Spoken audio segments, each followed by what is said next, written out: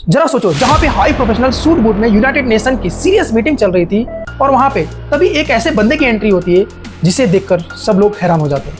जी हाँ, आप इस फोटो को देखिए। अब आप सोच रहे होंगे ये कौन है और कहाँ से आया है। देखो, जहाँ दुनिया के सारे देश के लीडर आते हैं वहाँ ट्राइबल देश के रिप्रेजेंटेटिव भी तो आएंगे। तो आपने बिल्कुल सही गेस किया, ये पपुआ न्यू गिनी का रहने वाला बंदा है और इनका कहना था कि मैं अपने देश को रिप्रेजेंट करने आया हूँ, तो मैं अपने नेचुरल आउटफिट में ही आया हूँ। देखो, यूएन में एक ड्रेस कोड का नियम है, सबको फॉर्मल कपड़े में ही आना पड़ता है अगर मीटिंग सीरियस होती है तब। लेकिन इसने बोला नो, मैं अपने कल्चर को ही दिखाऊंगा। और असली वजह ये भी थी कि लोग जब आते हैं तो अपने सर्वाइकल की बातें उठाते हैं और ये बंदा भी वहाँ पे अपने सर्वाइकल की बातें उठाने गया था।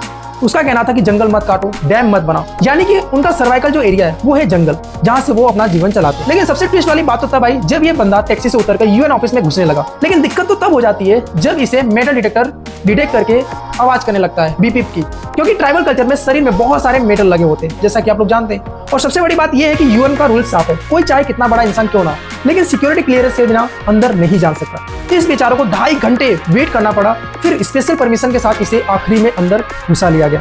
मतलब कि अंदर तो जाके ही माना। मतलब समझ रहे हो वो अपने कल्चर के लिए कितना स्ट्रगल किया होगा, जान रहे हो। और आज वहीं पे इंडिया में कुछ लोग ऐसे हैं जो हिंदी छोड़कर अंग्रेजी झाड़ने में लगे और अपने आप को बहुत कूल दिखाने की कोशिश करते हैं। नहीं भाई, कूल वो नहीं, अपने कल्चर को दिखाना कूल है।